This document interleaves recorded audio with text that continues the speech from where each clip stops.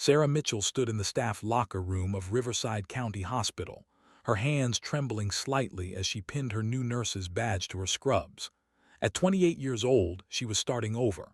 After 6 years as an Army medic, including 2 tours in Afghanistan, she'd hung up her uniform and come home to Cedar Falls, Iowa. The small town where she grew up seemed like the perfect place for a fresh start. But fresh starts weren't always easy. "So you're the new girl," a voice said behind her. Sarah turned to see 3 nurses standing in the doorway. The one who'd spoken, a woman named Diane with perfectly styled blonde hair, looked her up and down with obvious judgment. "Army, right? Think you're tough stuff." Sarah forced a polite smile. "Just here to help patients, ma'am." "Ma'am," Diane mimicked, and the other nurses giggled. "This isn't boot camp, sweetie. This is a real hospital. We do things differently here. Try not to break anyone with those military moves of yours." Sarah bit her tongue. She'd dealt with worse than mean girls in high school hallways. Afghanistan had taught her patience, but it still stung. The emergency room at Riverside County Hospital served a population of about 15,000 people. It wasn't big, but it stayed busy. Farm accidents, heart attacks, the occasional drunk driver. Sarah had been assigned to the night shift, which the head nurse, Mrs. Patterson, had explained was where we put the new people until they prove themselves. On her third night, Sarah was helping an elderly man with chest pains when Diane appeared at the nurse's station, rolling her eyes dramatically. "Great, just great," Diane announced to anyone who would listen. "Marcus Kowalski is being brought in, again." "Who's Marcus Kowalski?" Sarah asked. The other nurses exchanged glances. A young nurse named Jenny, who'd been kind to Sarah, leaned in and whispered, "He's a problem. Huge guy, 7 feet tall, used to play college football. Got injured, got addicted to painkillers, and now he comes in drunk and violent every few months. Last time he was here, he put a security guard in the hospital." "Why don't they arrest him?" Sarah asked. "His father is Richard Kowalski," Diane said with exaggerated patience, as if explaining something to a child. "He owns half the town. The lumber mill, the grocery store, a bunch of farmland. The police look the other way. We just have to deal with it." Sarah felt something cold settle in her stomach. She knew about men who thought they were above the rules. She'd seen what they could do. 20 minutes later, the ambulance arrived. Sarah heard the commotion before she saw it, shouting, something crashing. Then Marcus Kowalski appeared in the hallway, and Sarah understood why they called him a giant. He was enormous. Not just tall, but massive, with shoulders like a linebacker and hands the size of dinner plates. His face was red, his eyes wild. 2 paramedics were trying to guide him toward an exam room, but he was clearly drunk and getting angrier by the second. "Get your hands off me," he bellowed, his voice shaking the walls. "I don't need to be here, my ribs are fine." "Sir, please," one of the paramedics said. "You fell off a bar stool, we just need to make sure." Marcus shoved the paramedic so hard the man flew backward into a cart of medical supplies. Everything crashed to the floor. The other paramedic backed away, hands raised. From behind the nurse's station, Diane muttered, "Someone call Dr. Reynolds and keep the new girl back. We don't need her getting killed on her first week." Sarah watched as Marcus stumbled down the hallway, knocking over a chair, shouting obscenities. The security guard, a thin man in his 60s named Bob, approached cautiously. "Now, Marcus, let's just calm down," Bob said in a shaky voice. Marcus turned on him like a bear. "You want to calm me down, old man? You want to try?" Bob stepped back, reaching for his radio, but Sarah could see the fear in his eyes. This wasn't a man trained for combat.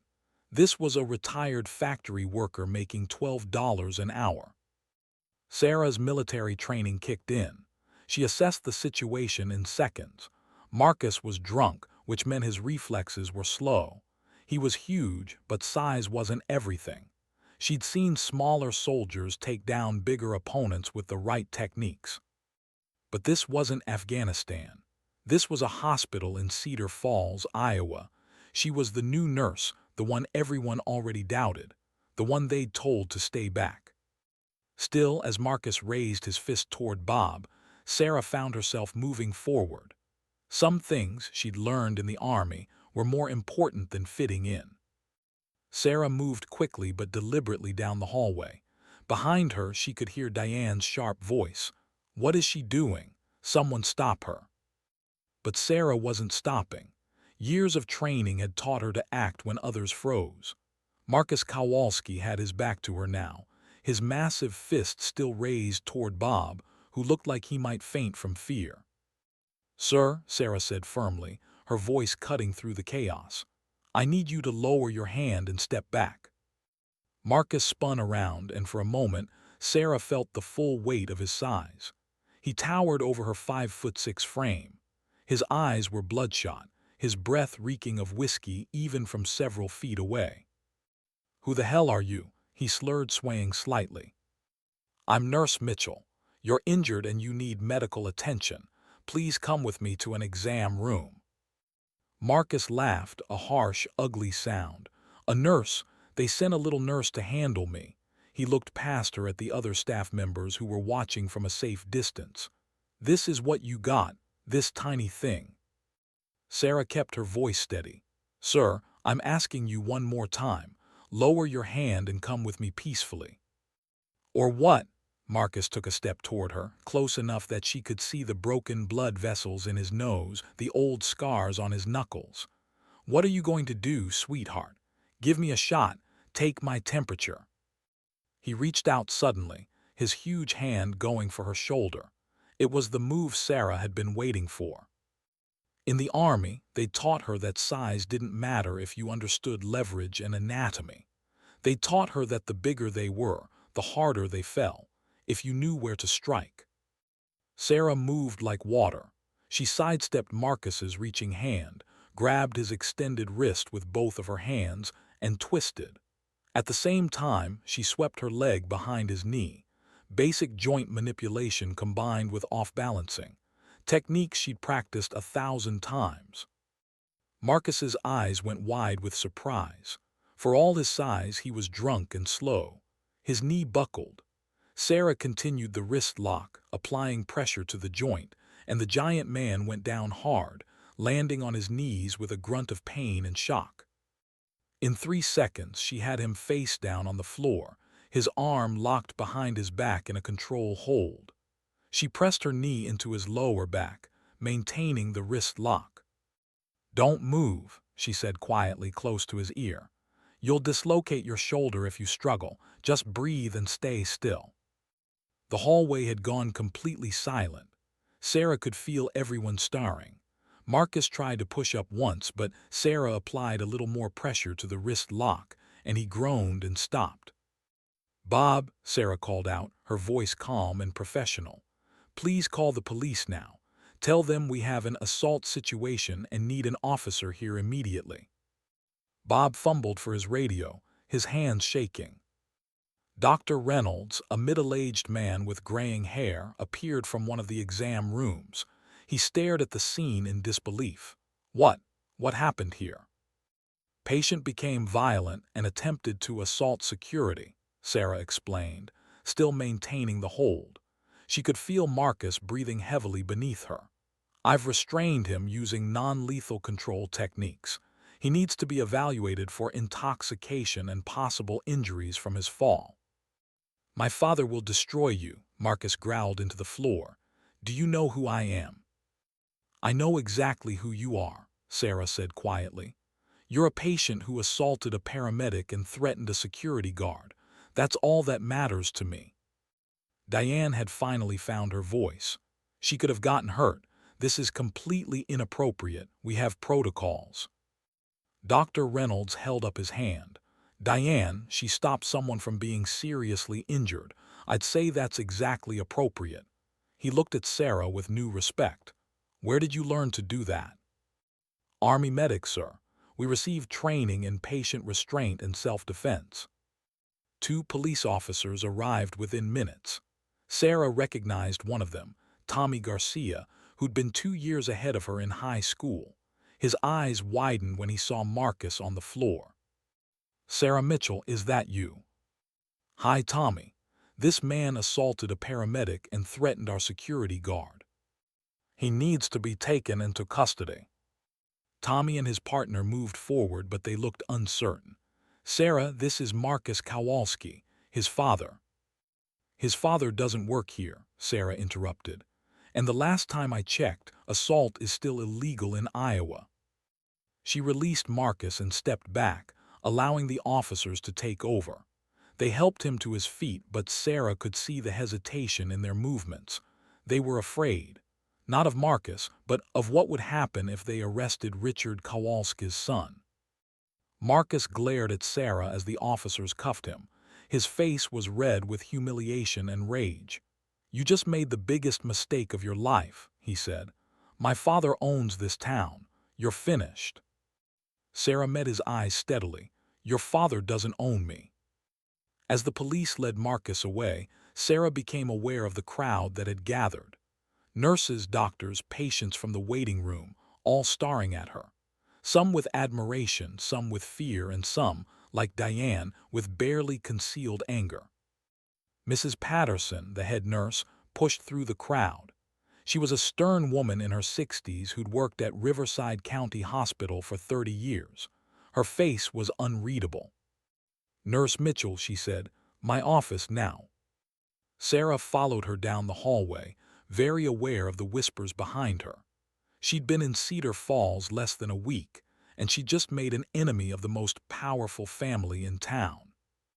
Mrs. Patterson's office was small and cluttered with 3 decades worth of medical journals and family photos. The head nurse sat behind her desk and gestured for Sarah to take a seat. For a long moment, she just looked at Sarah, her expression impossible to read. "That was either the bravest or the stupidest thing I've seen in 30 years, Mrs. Patterson finally said. Sarah sat up straight, hands folded in her lap. "Ma'am, I assessed an immediate threat to staff safety and neutralized it using appropriate force. I followed my training." "Your training," Mrs. Patterson repeated. She sighed deeply. "Miss Mitchell, this isn't Afghanistan. This is Cedar Falls. And you just put Richard Kowalski's son face down on our floor in front of half the hospital. He assaulted a paramedic." "I know, I saw." Mrs. Patterson leaned back in her chair. "That paramedic, Danny Chen, he's worked here for 8 years. You know how many times Marcus has shoved him or one of the other paramedics? How many times he's threatened our staff? Then why hasn't anything been done?" "Because Richard Kowalski donates $200,000 to this hospital every year. Because he employs 300 people in this town. Because the last person who tried to press charges against Marcus found themselves suddenly unemployed and unable to get work anywhere in the county." Mrs. Patterson's voice was weary. "I'm not saying it's right. I'm saying it's reality." Sarah felt her jaw tighten. She'd heard this before. Different country, different circumstances, but the same message. Some people are above the rules. Some people are too powerful to touch. "So what happens now?" Sarah asked. Now I wait for the phone call from administration. Richard Kowalski will have heard about this within the hour. He'll demand your termination. The hospital administrator will have to decide if a nurse with less than a week on the job is worth fighting a major donor over. Mrs. Patterson looked sad. "I'm sorry, Sarah. What you did was right, but right doesn't always win." Sarah stood. "Is that all, ma'am?" "For now, go back to work. Finish your shift. We'll see what tomorrow brings." Sarah walked back to the ER in a daze. The other nurses avoided her eyes. Even Jenny, who'd been friendly before, seemed nervous to be near her.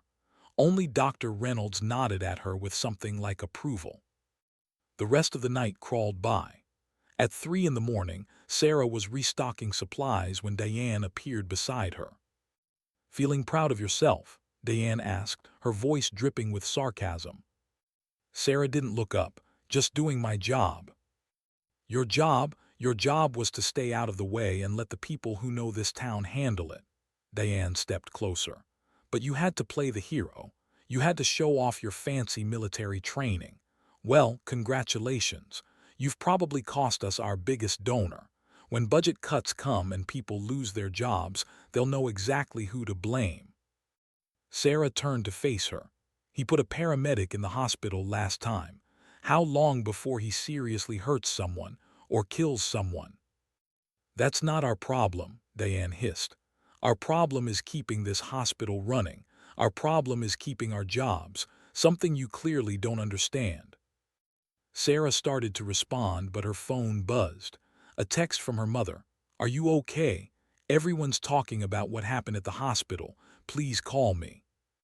News traveled fast in a small town. By the time Sarah's shift ended at 7 in the morning, her phone had blown up.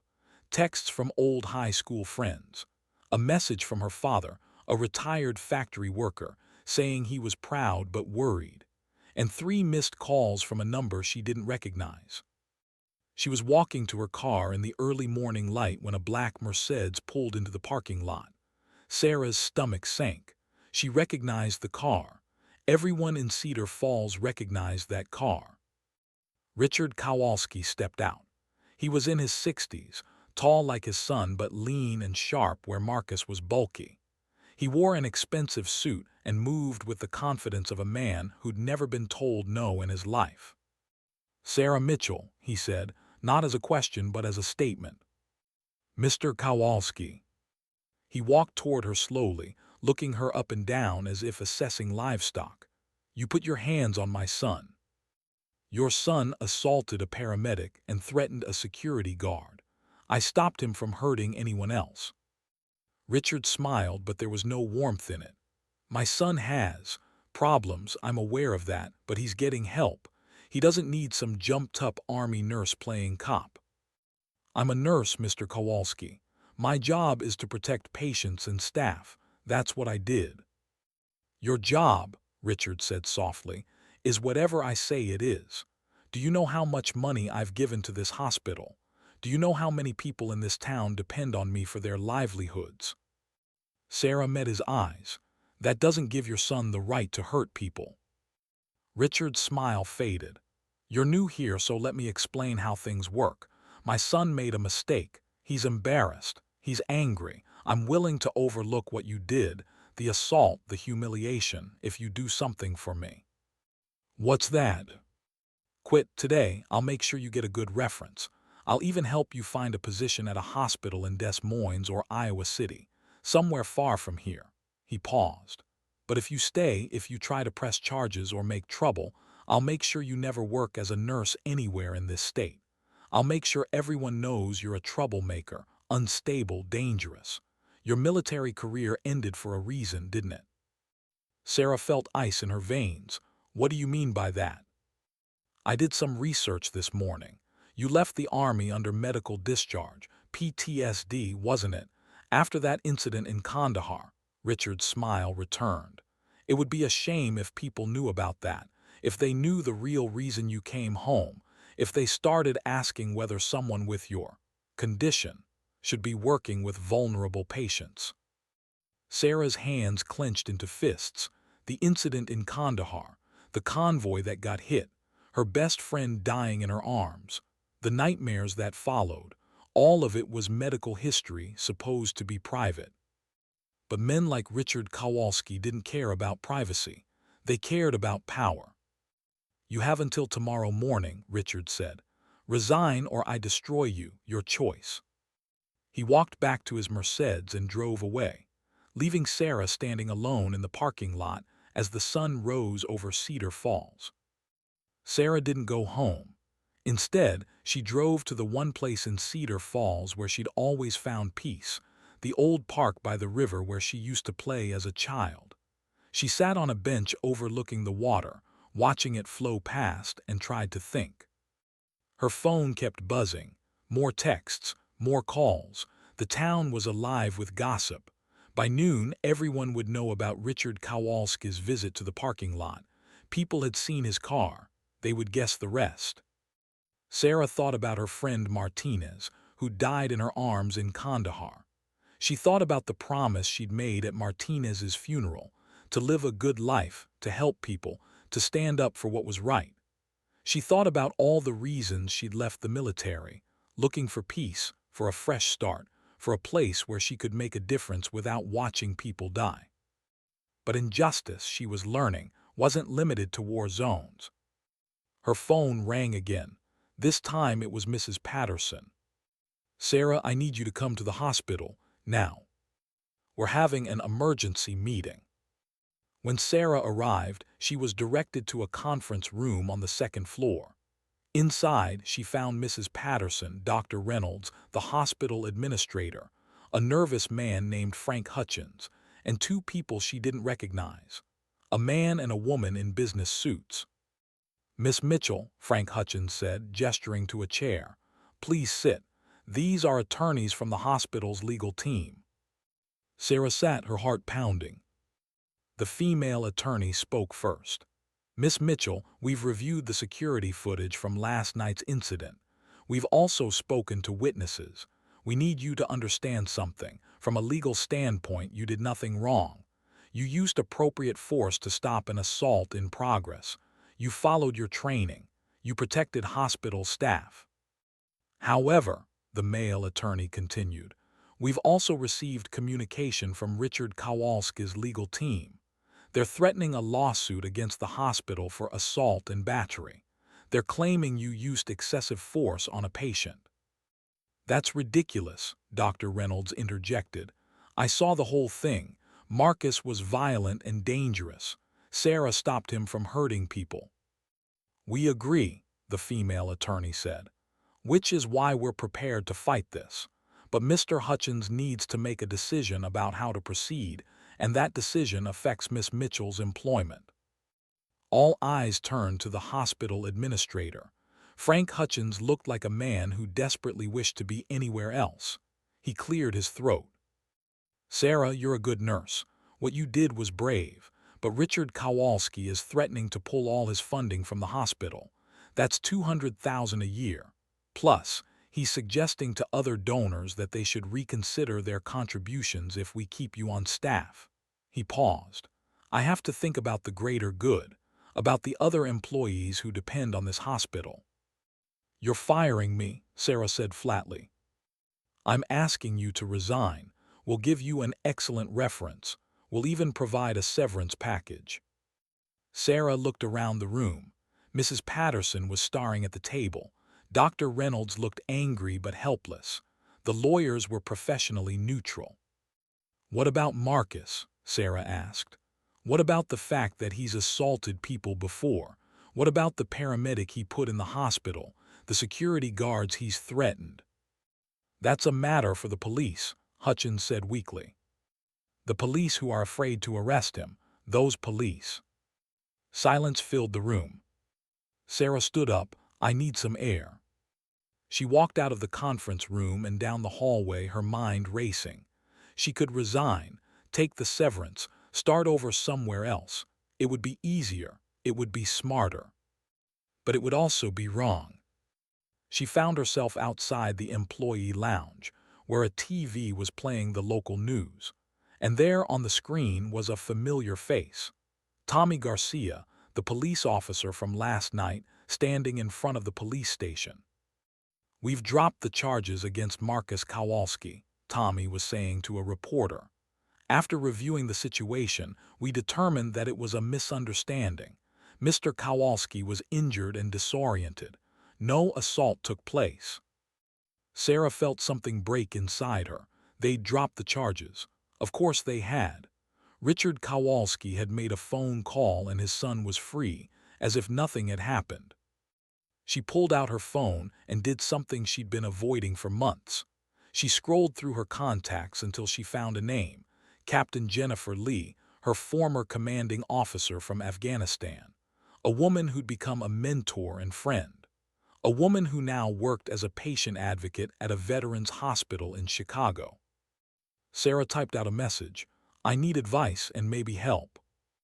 The response came back within minutes, "Call me, now." 20 minutes later, Sarah was in her car in the parking lot, talking to Captain Lee and explaining everything. The assault, the takedown, the threats, the pressure to resign. "So let me get this straight," Captain Lee said. "You did your job, protected people, and now they want you to quit because some rich guy's son can't control himself." "Pretty much. And you're thinking about doing it." Sarah hesitated. "I'm thinking I'm one person against a man who owns half the town. I can't win this." "Sarah, do you remember what I told you when you were struggling after Kandahar?" "You told me a lot of things. I told you that the world needs people who stand up even when it's hard, even when it seems impossible, because if all the good people quit, then the bad people win by default." Captain Lee's voice softened. "You're not alone in this. You have rights. You have the law on your side, and you have me. What can you do from Chicago?" "More than you think. I know people, journalists who cover veteran issues, lawyers who specialize in wrongful termination, advocacy groups that love stories about military veterans being bullied by rich civilians." Captain Lee paused. "But Sarah, if you go this route, it's going to get ugly. Richard Kowalski will fight back. He'll dig up everything about your past. He'll make your life hell. He's already threatened to do that. Then you've got nothing to lose by fighting back. The question is, do you want to fight?" Sarah looked at the hospital building. She thought about Danny Chen, the paramedic Marcus had injured. She thought about old Bob, the security guard who'd been terrified. She thought about all the other people Marcus had hurt over the years, and all the people he would hurt in the future if nothing changed. She thought about Martinez bleeding out in Kandahar, whispering, "Don't let the bad guys win." "Yes," Sarah said, "I want to fight." "Good, don't resign, don't quit. Go back in there and tell them you're staying. Then let me make some calls." Sarah walked back into the conference room. Everyone looked up as she entered. "I'm not resigning," she said clearly. "I did my job, I followed my training, I protected people. If Mr. Kowalski wants to sue me or the hospital, let him, but I'm not quitting." Frank Hutchins turned pale. "Sarah, please reconsider." "I've reconsidered. My answer is no." She looked at Mrs. Patterson. "Am I fired?" Mrs. Patterson looked at Hutchins, then at the lawyers, then back at Sarah. Slowly, a smile spread across her face. "Not by me, you're not." Dr. Reynolds stood up. "Nor by me. In fact, I'll resign if she's forced out. This hospital needs more nurses like Sarah, not fewer." The attorneys exchanged glances. The female attorney spoke. "Mr. Hutchins, if you terminate Miss Mitchell, you're opening the hospital to a wrongful termination lawsuit, one that we would almost certainly lose. If Richard Kowalski wants to sue, let him, but he won't win." Frank Hutchins looked like he might cry. "This is going to be a disaster." "Maybe," Sarah said. "Or maybe it's time someone stood up to the Kowalskis." Part 5, Justice Served. The next 3 weeks were the longest of Sarah's life. Richard Kowalski made good on his threats. He pulled his donations to the hospital. He pressured other donors to do the same. He spread rumors about Sarah throughout Cedar Falls, that she was violent, unstable, a danger to patients. But Sarah wasn't alone. Captain Lee connected her with a veterans advocacy group that provided free legal representation. A lawyer named Michelle Torres, who'd served in the Marines before going to law school, took Sarah's case pro bono. "This is going to be my pleasure," Michelle said during their first meeting. "I love taking down bullies who think money makes them untouchable." Then something unexpected happened. Danny Chen, the paramedic Marcus had shoved, came forward publicly. He gave an interview to the local newspaper describing years of abuse from Marcus Kowalski. He talked about the time Marcus had broken his wrist, about the threats, about the fear. "I stayed silent because I needed my job," Danny told the reporter. "But Sarah Mitchell showed me that silence just enables the abuse. She risked everything to protect me. The least I can do is tell the truth." After Danny's interview was published, others came forward. A waitress at the local bar where Marcus drank, a clerk at his father's grocery store, Two nurses from the hospital who dealt with Marcus's abuse during previous ER visits. Each person had been afraid to speak up before, but Sarah's courage had given them courage.